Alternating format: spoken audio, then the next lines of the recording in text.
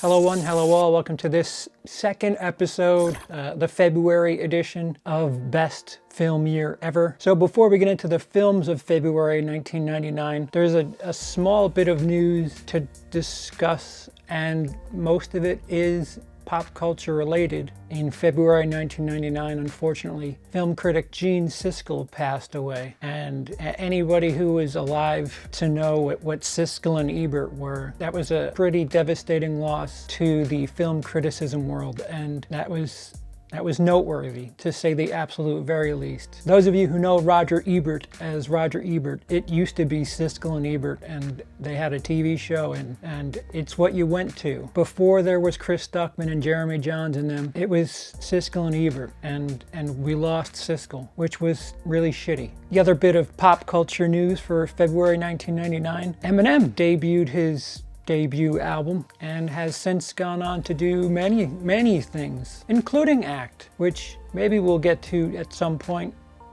but I don't think 2002 is up there. But regardless, Eminem broke onto the scene in February 99 and he's had a voice that has lasted. The films of February 1999. February 1999 featured a bunch of films that may not be known by some of you, and those of you who know these films think it's tragic that people don't know about these films. February, for those of you who don't know, February usually is a dumping ground for studios to kind of put movies that they have no confidence in and aren't really looking to secure a big amount of money. But our first guest appearance, which is covered by two friends of the channel, is the Nicolas Cage starred, Joel Schumacher directed 8mm. And I have not seen this movie, so I'm gonna go ahead and let them take it away.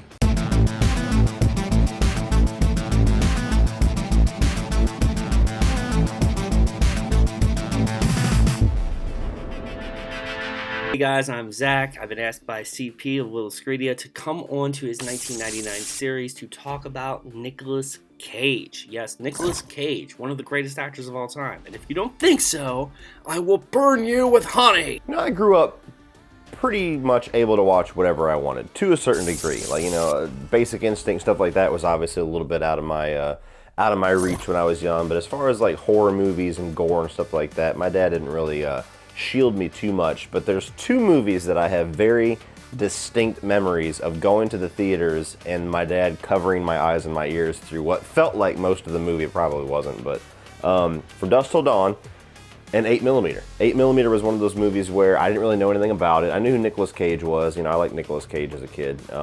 And we went to go see it, and it starts off, you know, innocuous and now just a little thriller where he's hunting down the possibility of whether or not this girl was killed or not, and trying to figure out what happened to her. And very quickly the movie moves into like the porn, underground porn ring and snuff film ring, and he's walking into, you know, porn shops, and they're showing videos in the background where people are being like whipped and beaten. And I just remember being a kid, so I was 9 years old, and my dad's like covering my, I'm like, stop, I want to see what's going on, and covering my ears during parts of it. And I remember just being like on the edge of my seat waiting for it to come to home video so that I could sneak off and see what the rest of the movie was like. Let me give you a little bit of backstory on why I like Nicolas Cage. Why Nicolas Cage? The man has become a meme. But it just goes back to when I was a kid and I used to watch action movies with my dad. My parents divorced when I was young, so I went over to my dad's house on the weekends, and of course, we watched action movies. I watched a lot of the greats, you know, Jean-Claude Van Damme, Bruce Willis, Arnold Schwarzenegger. Come on, what are you doing over there? Yeah, we watched him. And we watched Nicolas Cage, and a few of the movies that I remember from Nicolas Cage were Face Off, Con Air, Wind Talkers. There's a bunch, and I have all of them. But I just fell in love with the guy's charisma. He's got that certain, thing that a lot of actors don't have. And Nicolas Cage brings it to every single movie, no matter if it's Left Behind or Leaving Las Vegas, the movie he won the Oscar for. He brings it to every single film. Nicolas Cage is going to bring it every time. He puts his 100% in every film. But that's just my opinion. Being able to watch it as an adult, it's a pretty badass movie. It's pretty underrated. Nicolas Cage, it's not his typical role, and it goes into some very dark and grimy places, even for like a Joel Schumacher movie. Schumacher said, hey, I'm going to go balls out, I'm going to go hard, and I'm going to do 8mm. I'm going to shock people with this film. I'm going to get as gross and as dirty as I possibly can, and I'm going to cast Nicolas Cage. Now, Nicolas Cage is taking a huge gamble with this film, and I think it worked out in the end. You got to think about it this way. The 90s was the height of Nicolas Cage. I mean, he gets his Oscar in the 90s for Leaving Las Vegas. He does The Rock with Michael Bay, an up-and-coming action director. He gets to work with Sean Connery. He does Con Air, which is still one of the cheesiest 90s movies, but I love it. So, you get what I mean. Face Off. He is on top of his game in the 90s. Joel Schumacher is on the downslope. So Nicolas Cage is one to take a risk with his career. If you've seen his filmography, you know exactly what I'm talking about. And I think this worked out.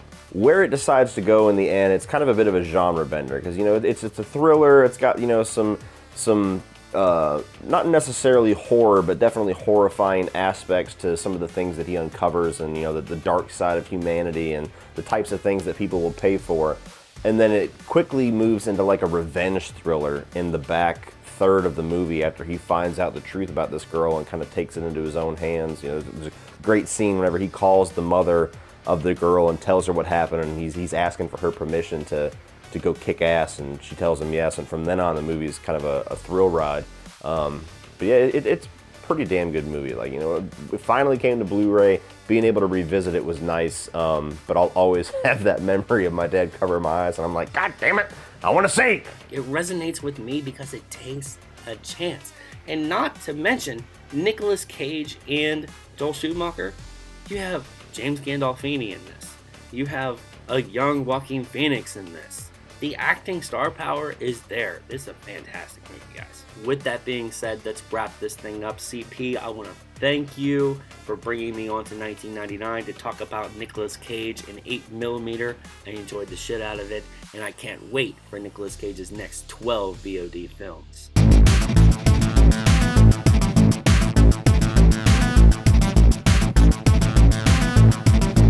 Office Space is a comedy directed by Mike Judge that has since become mandatory viewing for those who work in the industry. Anybody who has an office job, anybody who has a retail job. I mean, they cover many aspects of the shitty part of working for people. It's infinitely quotable. It's a movie that, when it first came out, wasn't really that big a deal, but again, over time has become a much, much, much bigger deal and infinitely quotable. The yeah, I'm gonna go ahead and need you to, that's part of our culture at this point. The Swing Line said that they had a surge in red staplers due to this movie. So what it meant to me was it did speak to something that I certainly thought a lot of when I was young and thinking about what to do with my future. I certainly sided with the idea of why do something that you're just doing to get by and just torture yourself and just waste years of your life doing something that only really gets you a paycheck. The message is really mixed apparently to some people when it comes to Office Space, but what I got from it is something that perhaps isn't accurate. If you're gonna do something and put that much time into it, do something you want to do. The other aspect of it was the shitty nature in which, I mean, you have a guy who basically says he doesn't give a shit about the job and he's getting promoted. That's a quick lesson for anybody. You know, bullshit happens. No matter how hard you try, things just still don't go your way, and that's something to really prepare yourself for. Office Space meant so much to me. At the very least, it taught me that I really don't want to work in an office. And I've since had a couple of office jobs, and yeah, this movie speaks the truth.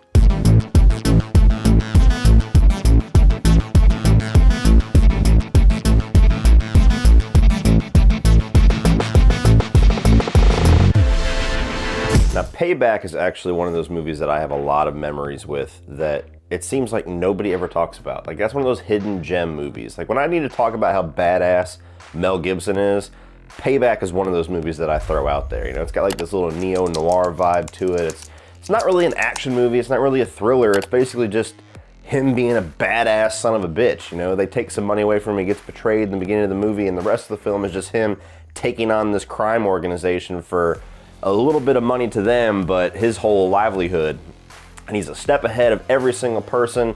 It's funny enough too, because like one of my biggest memories with this movie is there is a director's cut that's wildly different than the theatrical cut. It's like the fucking, I don't know, ammo refueled edition or some wild shit like that you see on the Blu-ray. But I remember I bought the Blu-ray not knowing that it was the director's cut, and this particular Blu-ray only has the director's cut. And I watched this, and it was like the first time I'd seen the movie in years, and it gets about 2/3 of the way through it, and all of a sudden things are so different, and they go off in this weird direction, and like there's entire characters cut out of it, like Chris Christopherson. This whole like big massive climax in the theatrical edition is not even anywhere near this director's cut, and I was like, what the fuck is this? This isn't the movie that I know. This isn't what I paid for. And I remember telling my dad, like, what the hell? Like, he wanted to watch it. I'm like, don't even watch it. Don't even bother buying it. This is some bullshit other edition. There's people that love the director's cut, but for me, it was just, it's not my Payback, you know? Hashtag not my Payback. But funny enough, I finally found a foreign Blu-ray that had both editions on there. So I remember I paid, you know, 30, 40 bucks for that, and finally got to watch the movie that I know and love. And it reminds me a lot of that scene in Pulp Fiction, like whenever Marcellus Wallace is walking down the street and just gets this. It's good to see you. I must go. I know I'm a good run. I was leaving for work one day. This was after I had, you know, I had my own apartment and everything, and for some reason, something popped in my head that I needed to check my Payback Blu-ray. No reason whatsoever. I walked out, and I just looked at my movie shelf and went, motherfucker. And I went over to my movie shelf, and lo and behold, my dad had the director's cut Blu-ray that he bought stuck into my foreign clamshell, and he took the he took the edition with both of them and hid it in his Blu-ray as if I wasn't gonna know. Like, he would have told me eventually. It was kind of like a practical joke, but it was just, it's funny to me whenever I watch this movie. I always laugh because I think about that time where absolutely out of nowhere I foiled my father's plan. But out of that whole tangent, yeah, just Payback is a very cool movie that if you just want to watch the bad guy win, that is the movie you pop in. I think some of that was spoilers, but that's what I get for not watching these movies. Anyway, so if you enjoyed the film, if you enjoy the series, please let us know by clicking the thumbs up. And if you want to stick around and see the further episodes of this series, clicking sub and the notification bell really help all of us out in that instance. A shout out to my patrons and YouTubers. If you wanted to contribute something to this, there's still time. March is currently being shot and edited, so look at those release dates and take a look at how much time you have, and by all means, feel free to shoot me an email and get a submission in and discuss whatever film from 1999 means something to you. Again, it's more about the experience and the feeling. If you'd like to do a straight up review, you can, but the focus of this series is All right, this book is made about a great year for film. This series is more about, okay, how did it affect us as movie lovers? What, why are these movies important? I look forward to hearing more and more from you guys, and the further into the calendar year we get, the more stuffy, the more stacked this gets, truly. So buckle in. We're a couple months away from a very, very strong summer as far as filmmaking is concerned. So all that aside, thank you so much again. I've been CP. You haven't. We'll see you next time. Thanks for watching. Please consider subscribing to our various channels linked in the description below, and have a lovely day.